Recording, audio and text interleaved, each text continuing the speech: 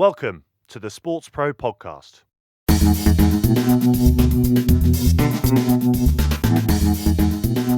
Hi everyone, and welcome once again to the SportsPro Podcast. My name is Eoin Connolly. I'm the editor-at-large at SportsPro. Hope you're well.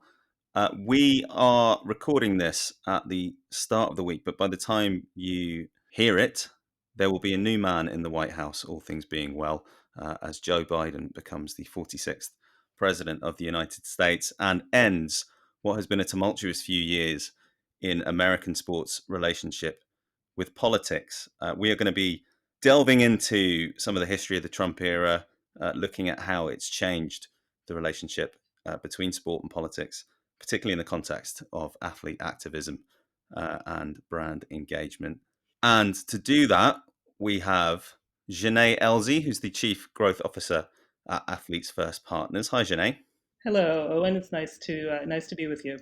Nice to have you with us, and nice also to be able to welcome Len Elmore, a senior lecturer in the sports management program at Columbia University. Hi, Len. Hi, it's a pleasure to be with both of you. Guys, I'm going to give each of you, I've undersold each of you in those strapline introductions. So I'm just going to set a bit of context for everybody. I'm going to give each of you an opportunity to introduce yourselves a bit more fully. Jene, obviously, you come to this having worked with one of the major leagues just at the outset of this era.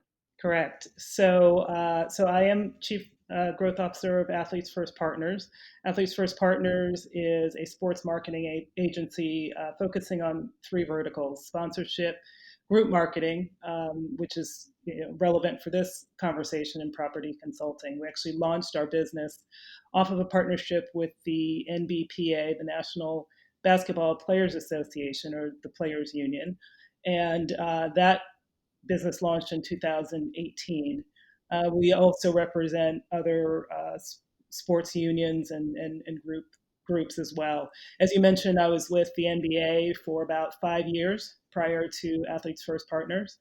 I headed up international marketing for them, so spent a lot of time focused on athletes and their voices and their audiences. Prior to that, I was in tennis for about 5 years. So I spent a lot of time in leagues and with sports that have really been groundbreaking in terms of athlete voice and representation and activism. I'm a former athlete myself. I was a competitive gymnast pretty much for the entirety of my childhood. And so I spend a lot of time thinking about athletes really on a day-to-day basis. Yeah, and we'll be leaning into that experience quite a lot over the course of the next kind of 45 minutes or so. Len? Well, as you mentioned, I am currently senior lecturer at Columbia University in the sports management program, which is kind of the culmination of many years of experience in a lot of different things. I'm a proud graduate of the University of Maryland, where I played basketball. I was an All-American and an All-Conference for several years. I played professionally in the ABA and then the NBA for a total of 10 years. From there, obviously not getting paid the way these young men get paid, I needed a job. So I was fortunate to be accepted at Harvard Law. Graduated. I was prosecutor and for several years, and then in Brooklyn, New York, and then went on to practice law for about 25 years. And that included representing athletes. I was a sports agent for about 5 years, where we represented 7 first-round draft picks, a number of other athletes, provided counsel, and certainly negotiated significant contracts. But I was also a TV broadcaster, where working for CBS Sports, ESPN, and Fox Sports over the last 30 some odd years, able to stay involved with the game in that regard. But throughout my sports practice, I held a number of jobs, including running iHoops, which was the joint venture between the NBA and the NCAA in youth basketball. It lasted several years under the guidance of Dr. Miles Brand, the late Dr. Miles Brand. I was also the president of the National Basketball Retired Players Association for several years. And as I said, having practiced law for 25 years, And then getting out of that business, I looked at all the institutional knowledge that I accumulated and tried to figure out, okay, what can I do with it? I can't take it with me. So got the idea that teaching and being able to impart much of this experience would be something that I would enjoy and may have some value. Hence, this is my third year at Columbia University as a senior lecturer. And one of the courses that I teach that I developed is athlete activism and social justice, which traces the history of athlete activism from the beginning of sport in America against the social, economic, and political backdrop in America, and see how they were so interconnected. That's why I think the subject matter of our conversation today is highly relevant, certainly to the things that I teach. Well, yeah, let's hope so. You both vastly more qualified than me to explore some of the issues laying ahead. Also, much better place than me to talk about what this week means. This week of what's normally a fairly kind of pro forma functional transition from one leadership to the next, but we're not quite sure yet how it's going to unfold. Although, as I said earlier, people listening will have already seen that. But what does this week feel like for you two as Americans? We're talking on Martin Luther King Jr. Day, which adds another level of poignancy to this week. But what's the experience of this last 6 months in particular been like? So I will say, the one word that comes to mind for me is unease. I think when I think about the entirety of the last few weeks and certainly the last 6 months, I look at the backdrop of history, right, and the ebbs and flows of where we have been as a country.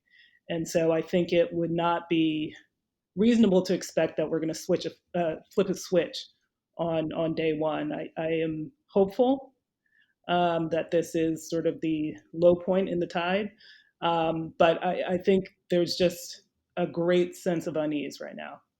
Well, for me, when you speak of the last 6 months, obviously, my emotions ran the gamut, from frustration to anger, to obvious disappointment, and essentially, many of my fellow Americans, culminating on January 6th, Insurrection Day is how I would characterize it.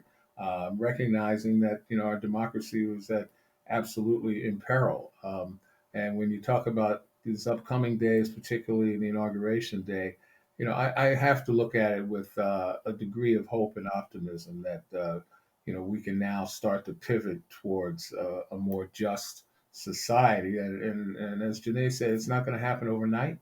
I think that we need to have a start, though. We need to start to find ways to unify, but you can't unify unless there's and you can't have reconciliation unless there's accountability. And my hope is that once accountability has been applied, and those who have essentially imperiled our nation are brought to justice, then we can start focusing on justice. That to me is uh, the single most important factor. As Dr. King said fittingly, that the peace isn't the absence of war; it's the presence of justice, and that's what we need going forward. And that's my hope that that's where we're headed. I mean, we can all only hope that, yeah, in some context, there's a move towards that. I mean, I probably misspoke earlier when I said 6 months. Really, particularly in a sports context and athlete activism context, as we'll get into later, we're probably talking about the last kind of 10 months or so, since the George Floyd killing last summer, as being a real inflection point in this conversation in terms of the involvement of athletes and sports organizations in the political discourse.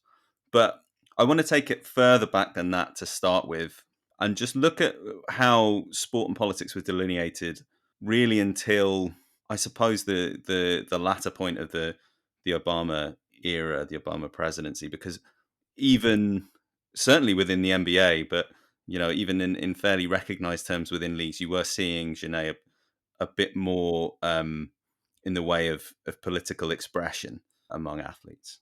Yeah, and I when we started the conversation about how far back do we go, I think it's very difficult to have that conversation without acknowledging what a critical role social media and platforms have played in this. So when you look at the timing, back in 2012 and 2013 was really an inflection point for social media. That's when Facebook and Twitter and Instagram all went public. So they'd been around, in the case of Facebook and Twitter, had been around since the early 2000s, but that real point where they started taking off was then.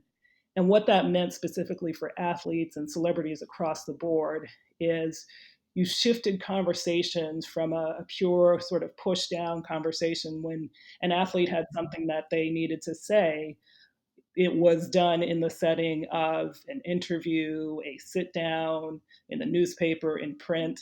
And now you're allowing athletes and everybody else to have more authentic conversations and actual conversations rather than just sort of a direct, I'm speaking to my audience. Now I'm speaking with my audience. And that played a really critical role. So you had that kind of dynamic happening alongside what was happening in the country. And so we're also talking about athletes who came up in a very different time than, say, myself, certainly, in a time where there's just a lot more openness. There is a lot more ability to kind of speak to all kinds of, all kinds of issues, the good, the bad, the ugly. There just isn't that same need for secrecy that there had been. So athletes, I think, in general, felt more comfortable, and they had the direct medium to start those conversations with their audiences directly about what's going on in their lives. Yeah, Len, when we're getting to that point in around 2014, 15, how would you characterize it differently from what we'd seen in previous generations in terms of the discussions that were taking place and the forums that they were taking place in? Well, I mean, there's no question that the more media, I should say, that's available, the more platforms available for athletes to speak, the more interest in what athletes have to say to a certain extent. Whether it's on the political side or whether it's just on the social celebrity side, there's just more interest as opposed to years gone by. I remember as a professional athlete, people weren't all that interested in what we thought from a political standpoint, there are only a few outlets to really talk about some of the other things that would help you build your brand, et cetera. I mean, today with social media and the increase in the interest of athletes that go across all media, as my friend and the author Howard Bryan has said, today's athlete has more leverage and is probably the most powerful employee in America today, particularly the black athlete. And a lot of that has to do with that popularity and that development of following. Remember, athletes speaking out, particularly from a social justice standpoint, particularly, that's not new. We can go all the way back to the beginning when sport became a thing in America with boxing, and whether it was a role that was intentional or not. You can look at Jack Johnson. You can certainly look at Paul Robeson, Jackie Robinson, Kurt Flood, Ali. Certainly college athletes, Harry Edwards, Tommy Smith, John Carlos, all of them have had platforms, but they weren't as universal and they weren't as heavily followed at the time when they spoke out through vocally as well as through their actions. But again, the greater number of outlets, the more interest from those who follow those outlets, particularly the social media platforms, have given athletes today a greater voice. Now, the question is whether they've used them properly or not. And I'm sure we're going to get to that shortly. I think the interaction with leagues is interesting here as well. If we just taking it to that immediate kind of pre-Trump point, and there was a difference between how some leagues reacted to this and others, and the the fact that NBA players were able to take the court in warm-up jerseys that said "I can't breathe" versus Colin Kaepernick leading what was not a solo protest, but an outside the box protest in the NFL that was dealt with quite differently culturally within leagues at that point. Jene, what would you say was the attitude towards political protest? So I will say I was incredibly fortunate to have been at the NBA during a time I started at the NBA a couple of months before Adam Silver took over as commissioner, and so I really was at the beginning of his tenure, and I remember one of the very first big sort of incidents in that tenure was the Donald Sterling situation. Mm.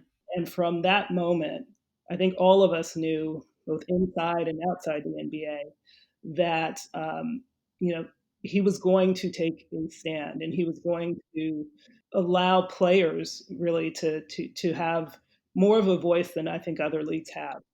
And I also, it's not just about what was happening at the league. A few years later, you had Michelle Roberts come on board at the NBPA, and I think one of the things that both of them have done really well is make it really clear that for the players that they have a voice and they need to use that voice, and that they are fully supported in that.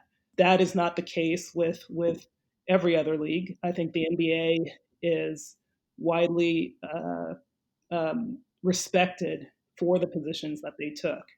Now, there are a lot of things that have happened that between I'm not going to speak to other leagues because I have not worked at at those other leagues, but I certainly saw the difference. And even being at that time, I was living overseas. I was living in London during my tenure at the NBA, and it was a globally respected league specifically for that reason.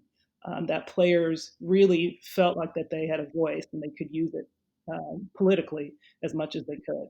Yeah, Len, you were spending a fair bit of that time in television.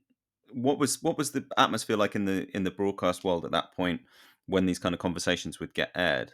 I think it was really reflective of what was going on with the leagues and the players and the unique partnership of the networks and the leagues. I mean, obviously, and even today, the networks don't want to cross the league in any way, shape, form, simply because they are partners, they have contracts that they have to agree upon going forward. And oftentimes, although you might have an outburst from an announcer here and there, I mean, Charles Barkley comes to mind, that doesn't necessarily agree with what's going on or says something that's totally out of, you know, I guess out of context with whatever arguments are placed before. But for the most part, I think the networks kind of were aligned with the leagues themselves. As I said, I haven't done the NBA in several decades, so it's a brand new universe out there. But let me go back to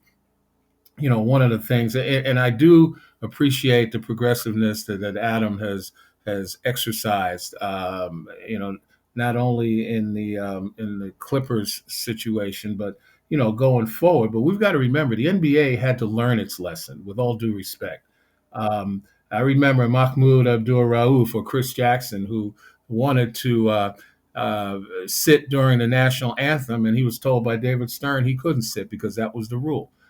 They ultimately came to an agreement that he would stand, but he didn't necessarily have to raise his head, and he could pray. And so, that was the NBA kind of flexing its muscle and almost silencing a type of protest. And you had Craig Hodges, who essentially went to the White House and offered in a letter to President George H.W. Bush at the time. But he came to the White House as the Bulls visited the White House as champions, wearing a celebrated garb from Africa, and he presented this petition to the government. And ultimately, Craig Hodges couldn't find a job after that. Now, I don't necessarily lay it at the feet of the NBA or the owners, but it was relatively coincidental.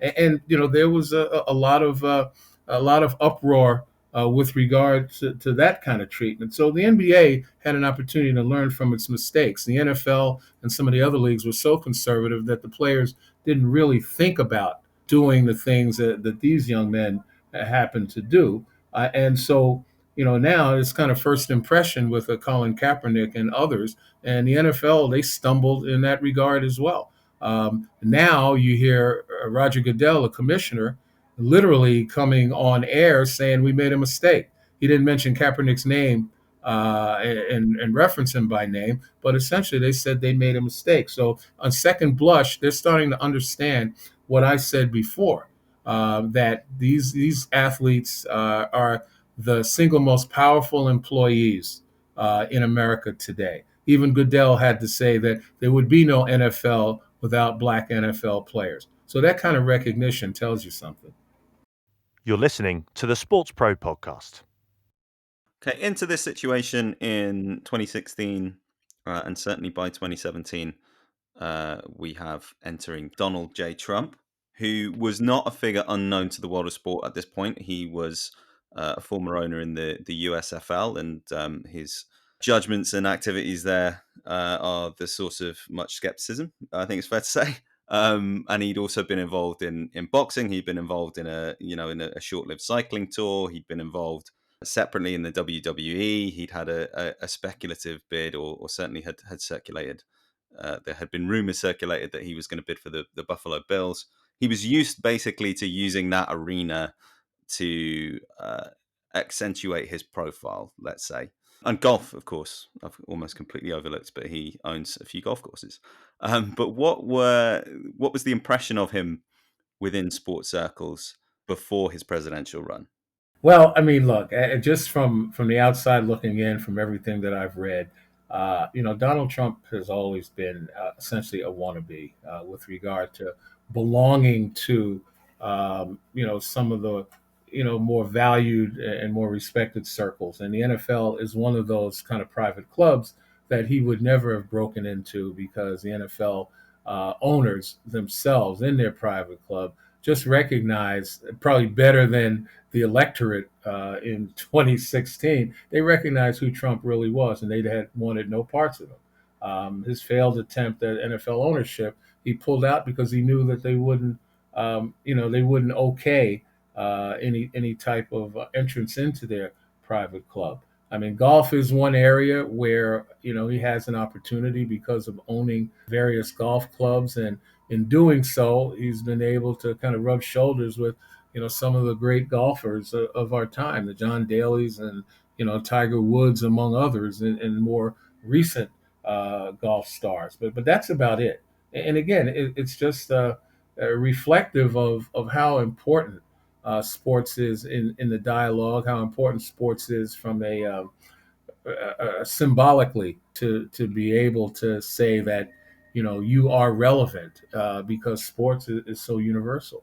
Jene, what follows after that is, he enters a situation where there is an ongoing political discussion, and there are people, I suppose, taking professional risks within sport, and especially in the NFL. And instead of the kind of measured tone that you normally get from a political leader in the US, certainly at a national level, you get an inflammatory set of comments, I guess. That's almost his first interaction with sport in a meaningful sense as president, as he starts calling for professional athletes to be fired. I think that the challenge with the conversations that often happen is that we look at what's happened in this country and what's happening and what's happened over the last 4 years as some sort of anomaly, as this is just unique to the U.S. In some ways, it is, and this is a moment in time when throughout the history of this country we've had, we say that this is the worst it's ever been, and we are at a low point, and the reality is we ebb and flow.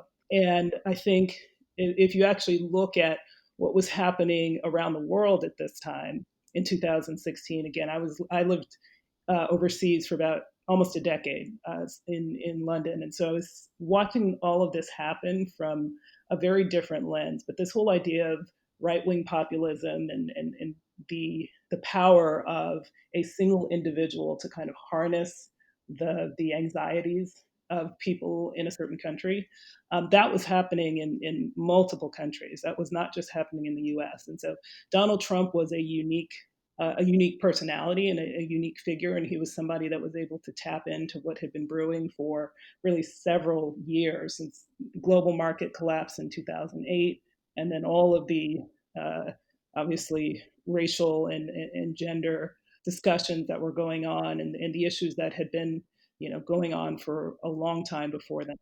And so this person comes in as a celebrity, and that's really uh, there to kind of make these outlandish statements and really kind of just throw. So sports was one of many other areas that he just kind of took that view and took that approach. And so I don't know that there was anything particularly unique to sport, except for he obviously had a personal affinity for it.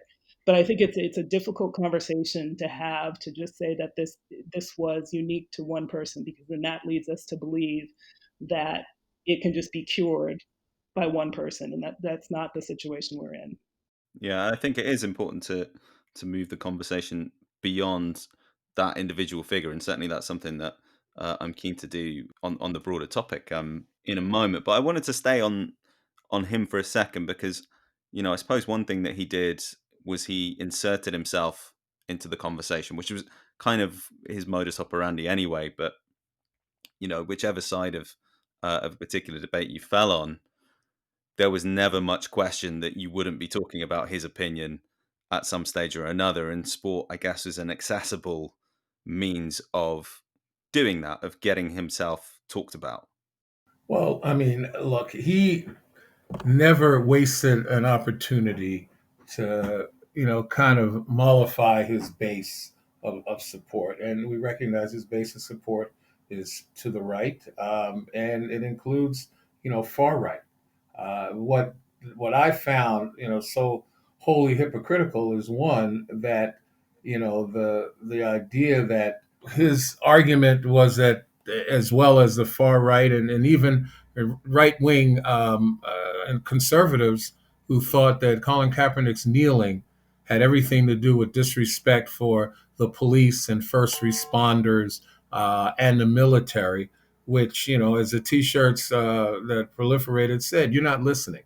It came down to the kneeling as he was recommended to do by a former Green Beret. The kneeling was out of respect for the anthem, but to demonstrate that there is a problem with police shooting unarmed black men. That message was clear, but instead, the right used it, and with Trump as their spokesman, with the fake tough guy type of colloquialism, they use it to broaden the argument, to change the argument, and to essentially to try to set a lot of people against what Colin Kaepernick and others were trying to say and trying to stand for. And the hypocrisy of it was, when you looked at all of the military demonstrations, et cetera, during football games, particularly, but in other sports, John McCain, among others, with an investigation, found out that the military was buying that. They were paying for the patriotism, demonstrations of patriotism, which, as I said, it wasn't real. So, to vilify Colin Kaepernick and those who demonstrated, to me, obviously, was essentially uniquely American. And the thing that I would say is, no one person can't solve this, but to right the wrong, to edify and ultimately explain what the reasons for the protests were and to get it right is extremely important, because otherwise people run off with the fake news, if you will. They run off, and the next thing you know, you've got conspiracies and everything else coming out of it. What we needed was the truth. and we never got the truth, and they continue to perpetuate, the exaggerations and actual lies about that whole protest. And that, to me, more than anything else, is the problem, because in America, we expect to be told the truth. We rely on the truth and allow people to make up their minds. Yeah, and actually, kind of taking off of that point on the truth, I think the other big problem in all of this has been the perpetuation of misinformation. And that has been happening across platforms, large and small, social media platforms, TV, radio. And it is getting to the point where it's almost difficult for people to discern what they can create their own facts. They can't discern what truth is anymore. And I think that the result of that is that you can go anywhere on any platform and find a set of quote unquote facts that you believe and that align with what you already felt. And I think that is the days of the trusted newscaster that only appeared on 3 broadcast stations are gone. And so without the collapse and the erosion of that trust has been the essentially the accelerant in the fire. And getting past that, talk about accountability, having accountability for that as well, I think is really important. And it's not one that's easily undone, because there is just so much information that's coming from so many different places. One of the ways in which athletes responded to this, and athletes particularly taking a lead, I think, on this in this aspect of it. If you're the leader of a country, if you're the president of the United States, where typically you don't interject in certain contexts, but there are certain kind of normalizing responsibilities that the president of the United States has, sorry, and a few of those are within sport. One is that you, for example, throw out the opening pitch at the World Series, and another is that you greet athletes of winning teams to the White House. And since 2017, we've seen NBA teams refuse to do that. We've seen the US women's national team winning a World Cup and refusing to, national soccer team winning a World Cup and refusing to visit the White House.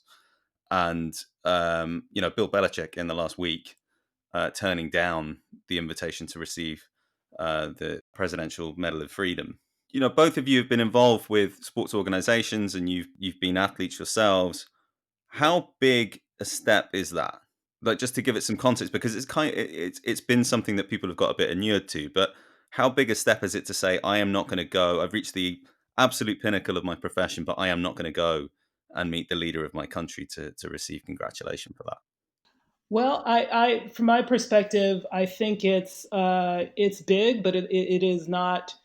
It's one more step or one more piece of the overall pie, which is how is that athlete using their own voice. And if you want to be authentic to your brand and you don't believe to your brand, your team, your values, and you don't believe that this aligns with your values, then yeah, it makes sense. I mean, it's what it would be difficult to then say, this is what I stand for.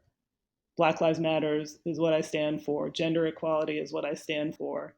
And then on the flip side, say, I know this person doesn't align with my views, but I'm going to go ahead and do it anyway.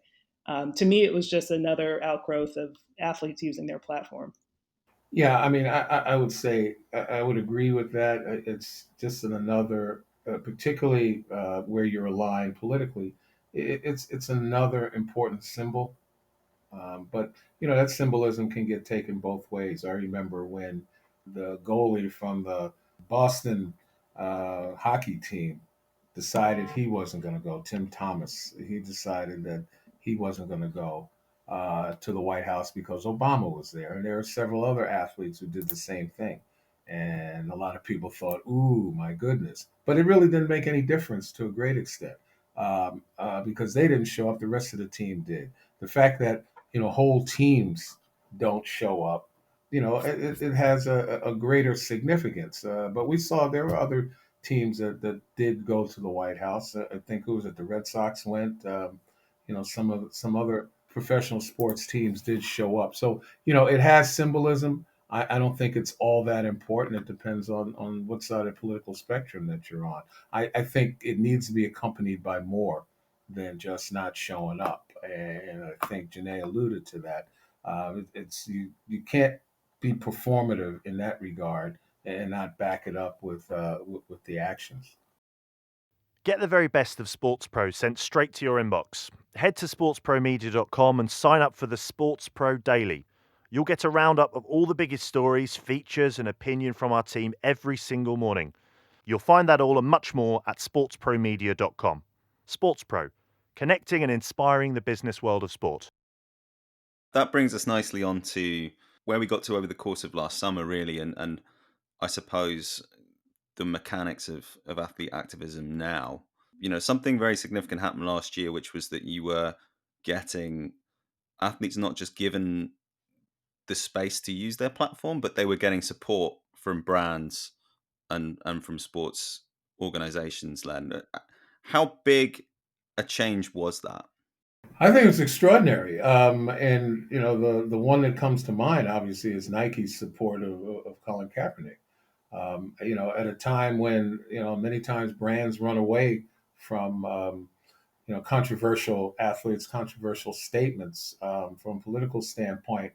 This really came down to less controversial and more a question of what is right and what is wrong. And I think Nike chose the right side. And when you break it down, you recognize all the positive things that Kaepernick was doing to back up his position, with regard to his giving towards social justice, whether it's teaching young people, to know their constitutional rights, to, providing clothing for the homeless and other areas. I think Nike took a stand, and to be able to take it and proliferate, Colin Kaepernick's message was extremely important. Now, they didn't do it in a political sense; they did it in more of a humanistic sense. But I wrote an article and I said that it could be down the road setting a blueprint for a reverse Citizens United. In other words, you have all these corporations that want to give dark money to candidates, and it seems like the right had profited more from that. Now you have an opportunity for more progressive messages to be supported by a large corporation that could spend unlimited amounts of money in proliferating that particular message. And I think others have understood that as well, and to be on the right side. And now, after George Floyd, with the reckoning, if you will, a reckoning that we haven't seen since 1968, when we were at a crossroads in this nation as well. I think other corporations are jumping in line, looking to maybe eradicate systemic racism in some way, shape, or form. Again, there's a lot of talk, a lot of pledges. Hopefully, those pledges turn to policy. But nevertheless, athletes can be utilized because of their recognition, because of the volume of their voices. And I think corporations are starting to realize that. I mean, Jene, you've worked in different ways with the NBA and now, but you've worked as a kind of, you're introducing brands to a sports audience. How does this change that particular picture? Yeah, I think it's on two sides. So one is, one of the things we've noticed is certainly athletes are getting far more selective about the brands that they work with, not just for the purposes of building a campaign, but they want to know that what those companies stand for and what those executives and what those board members stand for. And so, some of the conversations that we have are it's not good enough just to say it's not just about the money, it's about the values and making sure that the companies and the brands that these groups of athletes work with are brands that align with what they believe. That is certainly a change, from even just a couple of years ago. Also, on the other side, you have brands that are really going into places that they have not historically really dived very deep. And so you have what I was looking for, certainly as the pandemic hit, you had brands just being decimated, budgets being decimated across the board. And then you had, George Floyd in June. And one of the things that kind of came out of that was there was a lot of focus on how can we actually tangibly make a difference. And so it was more than just the sort of, oh, let's just stick a post on Instagram and hope that everybody believes that we stand behind Black Lives Matter. It was really just getting to the heart of it. One of the things that I was really looking at is, as we came into the fall and into the election, there were a lot of brands that were really getting behind voting rights and voter education, voter initiatives, and that's not something I recall seeing brands being incredibly vocally about. You also had uh, groups and athletes like Bubba Wallace who really kind of spoke for a different sport. A lot of the conversation has been around the NBA and NFL, but if you look at what he did and what the brands that he signed on with, like DoorDash and Beats by Dre, they really kind of got behind him. Now, what I am curious to see is what happens with these partnerships over time and with these initiatives over time, because it was certainly when it was at the height of the conversation over the summer, you saw a lot of brands that were kind of rushing in to try and figure out where they were going to sit. Now, the test of time is really going to tell which brands truly have embraced these platforms. And so I think the judgment is still out until we actually really see kind of the proof in the pudding. Let me add that I fully agree with that last point, because the cynic in me says that people recognize that once Nike jumped in with Colin Kaepernick, I mean, it is no coincidence. They may have taken a dip here and there, but for the most part, their market value, their stock prices took off. Now, a lot of it had to do with some of the other things that always create value in a company like Nike, um, apparel standpoint and some of the other stuff, that they're head and shoulders better than their competition. But nevertheless, being on board with Kaepernick helped boost, particularly among a certain age group, helped boost their fortune. And I think other companies saw that. And so, my cynicism says that there are a number of companies who heretofore didn't say a doggone thing throughout all the strife that we've had, would not back athletes who made these statements, and came forward to take a position until they recognize that it might pay. So we'll see essentially what happens, as Jene says, going forward. But as I said, unfortunately, you have that element where people might have jumped into it for all the wrong reasons. And to what extent are we still working out the rules of the game as well? This is more risk, I guess, than brands are typically willing to take, in terms of the conversations that they get themselves involved with. Are we going to see a conservatism, small c, as we say in this country, like a non-political conservatism? Are we going to see that return to some of the ways in which they communicate, or will we see them try and test the boundaries, Jene, before they come back?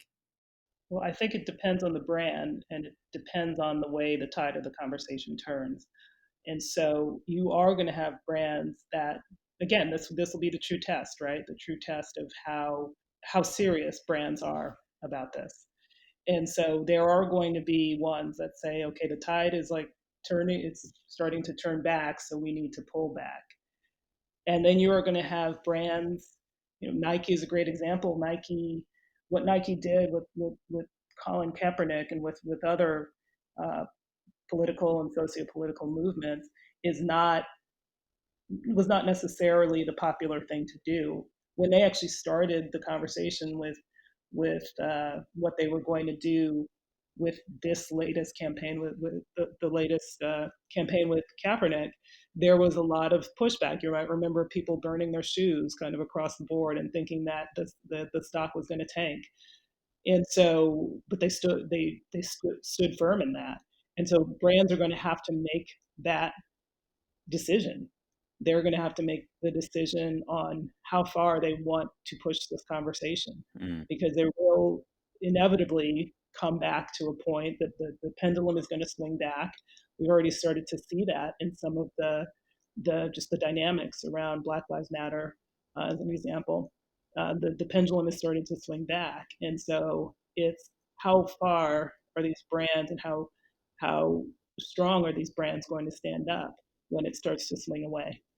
I think it's kind of funny, and maybe someone who had greater foresight than I did, but to me, it wasn't that hard a decision, even though people were burning shoes because they had to buy the shoes before they burned them. Fair point. So they would still sell them. But nevertheless, I think that what is happening now is that people are looking beyond just, as I said, the performative support and the messaging. So many of these companies that have jumped on the bandwagon for social justice, if you look within their company, where's their diversity and inclusion? Where's their equity, is saying their management team, or in their messaging, or in some of the other stuff. It's just not enough to just say, we're on board. You got to walk the walk as well. And so many of these companies that have gotten into the mix still haven't walked the walk. And I think people are starting to recognize that. And that's where the rubber is going to meet the road. That's where you're going to essentially, separate, the ones who simply pledge and the one who actually are affecting policy by, are they actually walking the walk with regard to diversity, equity, and inclusion? And also, let's not forget, we're dealing with, this generation, especially Generation Z, this upcoming generation, interact with brands in an entirely different way. And authenticity is a requirement. That is why there is a lot of skepticism around big brands, and there is a tendency to go to more authentic brands. And this, politics aside, or the political wins aside, that is just something that this generation in particular demands.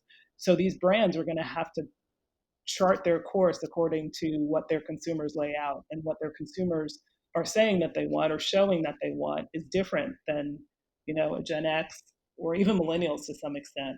I think that is going to be a big part of where this is going to go, where this conversation goes. Another part on the other side of what happened over the summer, and particularly after Kenosha, was on the athlete side of the picture, a move away from protest towards more practical activism. And in the case of the NBA, again, actually quite sophisticated mechanism where, as you said, Jene, they moved, they supported the extension of voting access during the November elections. They did that with the support of teams, and they did that with the support of leagues, and not just the NBA. NFL teams and teams in other leagues made their stadiums available to vote, which had it was a really fascinating dynamic to watch from here, because it was both political and apolitical. It wasn't a partisan approach explicitly, even though we can have a reasonable expectation of what the result of it was. Len, how significant is that in the history of athlete activism? From the standpoint of, you look at it as in the context of today and what athletes are capable of doing, as compared to the past, it certainly is new. I think it is significant, although I think voter registration and voting, with all due respect to those involved, I think that was the easy one, because you just mentioned it was apolitical. We can spin it as, we're working to make sure that people don't get disenfranchised. And certainly that was the ultimate result. It maybe created more voters than might have come had they not been involved. And that's greatly appreciated. However, I think overall, athletes have not understood their power, or, they've got to come to grips and reconcile the mission with the idea of sacrifice. One of the things I teach is that many of the true activists throughout history have sacrificed something. They've had to for the basis of getting their message across and affecting change. And as I said, we can go back and take a look at the Paul Robesons of the world. We can look at Muhammad Ali, Tommy Smith, John Carlos, people like that who literally lost something in effect to make a statement. I don't think today's athlete would lose anything. And as I've been told by former athletes who are in management in professional sports, the only thing owners are going to understand is work interruption. And can you imagine when the players took off a game or they took off two games and the panic that ensued and, trying to interject people like former President Obama and others to try to, quote, talk sense into these players. But when you take a look at what would have happened, the dominoes essentially would have fallen and maybe change could have been affected because if the players don't play, then obviously the networks aren't going to make the money from the advertisers and the networks aren't going to pay the leagues. And if the leagues aren't getting paid, then the owners aren't going to make their money. And if in fact it's essentially posed as, those lobbyists that you use on a local basis with state and local governments to get better tax positioning as ownership of a professional team, to get other priorities essentially done through politics and through lobbying. How about trying to, have some effect on qualified immunity with police? How about some effect of changing, certain standards with regard to, poverty and communities, et cetera, and get laws that are passed. I know somebody's trying to do it in New Orleans, but that kind of effect, even though players ultimately might lose in the short term, in the long term, they probably can not only win, they can regain some of the things that they lost. But, I don't think that there's enough courage. And it's not incumbent upon any of these folks to stand up like that. I'm just saying that the potential is there if they're truly committed to the extent that many of them say they are. That as a collective, they have the ability to have far more impact than they possibly can because of the size of the business. It's like the old saying, if you owe the bank $1 million, you have a problem. If you owe the bank $500 million, they have a problem. And that's essentially what we're looking at now. But again, it's going to take courage. It's going to take commitment. I was really shocked that President Obama told them, just to sit out one game. I know there were a number of NBA players who were willing to sit out more than one game to try to, focus on the strategy I just mentioned. And with MLB following them, NHL and others, who knows what could have essentially occurred. But that's just me. I'm a child of the 60s and 70s talking. So, I mean, in order for that kind of advance, that kind of progression to happen, would there need to be further conversations between players, organizations like athletes unions, and some of the more professionally engaged kind of political organizations that there are in America? absolutely. And remember, it's occurred once before when Jim Brown organized the summit and brought a number of Hall of Fame football players and basketball players together to support Muhammad Ali when he stood up for being a conscientious objector. That happened back in the late 60s. I think what's needed is another summit if there's true conviction with regard to social justice and change. This is the SportsPro Podcast. What do we think are the priorities on this issue and more broadly for the Biden administration when it comes to the relationship with sport? I mean, one of the things, looking at it from a perspective here across the Atlantic, American sport is about to get a lot more international. There's an Olympic Games this year. There will be an Olympics and a World Cup in the United States, potentially within a second Biden term or a second Biden Harris term.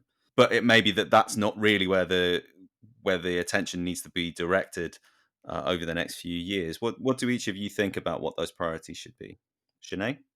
In terms of what the priorities should be, well, I think it's some of the most immediate and most necessary conversations that have been bubbling up for the last several years. I think certainly social justice is at the forefront of that conversation. And I really I want to go back to what Len was saying. I really like that idea of kind of a, whether it's a summit or some sort of forum where athletes and whether it's at the federal level, the local level, or the state level, can really get together and align on how best to use their platforms.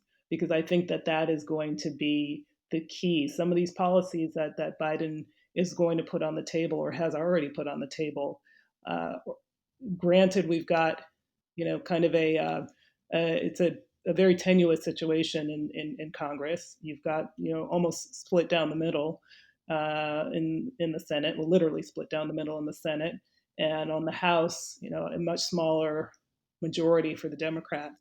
And so I think what has to happen is public sentiment is going to play a large part in how successful Biden and Harris are with their policies. And the biggest way to sort of coalesce that public sentiment around the top policies and the top issues is really to make sure that everybody is rowing in the same direction, and it doesn't get bigger than the power that athletes have, and celebrities to that extent as well, but certainly athletes have to kind of move audiences and move people to a position. I would agree with that under the umbrella of social justice. And I'm going to get specific. I think the first thing they have to do is make sure that the Voting Rights Act, that is under the name now of the late Congressman John Lewis, I think that needs to get passed to prevent disenfranchisement of the black vote and minority vote in general that's occurred over the last 4 years and has been fought, and ultimately the victory won in Georgia, led by Stacey Abrams. I think that's the first thing. The next thing is police reform. As I said, things like qualified immunity and other things. What you have to do is make the police more accountable. I mean, the biggest reason for the demonstration, particularly by athletes, is the shooting of unarmed black men. I mean, with no accountability whatsoever. And I think once you start placing that accountability on police, that's part of the change. Ultimately, other change will occur, including reprioritizing, reimagining policing. I'm not going to say defund police, but reimagine policing. There are other ways to do it. And then, the idea of hunger in America. I think that, far too many people in the richest country in the world, far too many people, as we've seen because of the pandemic, far too many people are going, without meals. Children are hungry, and it's difficult for them to be educated, if nothing else, let alone. That should not happen in America. And I think one of the ways to do it is raising the minimum wage. So if you want to make a splash in the first 100 days or the first 6 months of your administration, I think those are areas that certainly need to be tackled. And I think there's not an athlete in America who wouldn't agree with those points. I would also add to that. I think the one sort of overarching issue obviously is COVID. And I think Biden's pledge for 100 million vaccinations in 100 days, athletes are going to play a critical part in that. For one reason, there's just so much skepticism around this vaccine right now, particularly in Black and Brown communities, that there has to be some level of trust that's built. And so I'm really interested to see how athletes will be a part, if and how athletes will be a part of it, because I think that's critical. The idea that only 40% of African Americans believe in the vaccine or want to take the vaccine is a pretty scary proposition. And so I think that is going to be the difference between a successful vaccination run and one that doesn't quite get to where we need to be, and then elongates and expands the economic pain, the physical pain, the just everything that's related to the recovery around COVID. And you've both talked about the pandemic there. And one of the consequences of that has, of course, been empty or near empty stadiums. So, this conversation will, I suppose, evolve once we have arenas full of fans again. But yeah, do we think that politics will remain a part of the sports conversation? Is this a 5-10 year period now where we're going to be used to this idea? Absolutely, it's inescapable right now. And as I said, as things change, for the better, if you will. And that means, again, alleviating uh, objective problems, not objective problems. And many of those that I mentioned, I think the voices will get muted a little bit, or at least they won't have a reason to speak out. But there's no question about it. The athletes will be in the wings as, as soon as something, God forbid, something else breaks and there is injustice somewhere. I mean, it's just ingrained in young people today, which is great to see. As I said, it's reminiscent of when I grew up in the late '60s. Yeah, I think you can't put the genie back in the bottle at this point. And I think that, nor should you. And I think that, to Len's point, is a generation. This is a generational. It's not even a phenomenon. It's a generational reality that people are going to continue to speak their minds in ways, and they have platforms to continue to speak them. So I can't see that going away unless there's some massive shift in personality as these generations, continue to age. Guys, you've been very generous with your time. Thanks again to Jene Elzie Thank you. It's been a real pleasure. and to Len Elmore. You guys were great. I really enjoyed it. I enjoyed it too. Hopefully everybody in our audience did. Thanks again for listening as ever.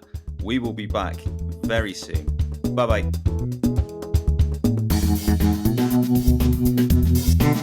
The SportsPro podcast is published by SportsPro Media. The producer is Ed Dixon.